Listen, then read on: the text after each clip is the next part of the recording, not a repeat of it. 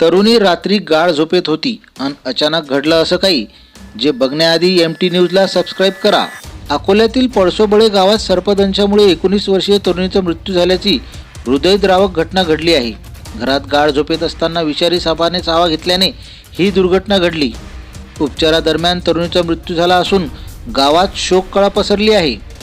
मृत तरुणीचे नाव रुपाली गोवर्धन खांडेकर व 19 वर्ष असून ती सुसंस्कृत व सुस्वभावी मुलगी म्हणून ओळखली जात होती. तिच्या मृत्यूने संपूर्ण गाव दुःखात बुडाले आहे. रुपाली घरातील खोलीत गाढ झोपलेली असताना तिच्या हाताच्या बोटाला काहीतरी चावल्याची जाणीव झाली. जागी होताच तिला विषारी मण्यार जातीचा साप दिसला. तात्काळ घरातील सदस्यांनी तिला अकोल्याच्या शासकीय रुग्णालयात दाखल केले. सापाच्या विषामुळे रुपालीची प्रकृती झपाट्याने खालावत गेली आणि उपचार सुरू असतानाच तिचा मृत्यू झाला. या घटनेने परिसरात हळहळ व्यक्त होत आहे.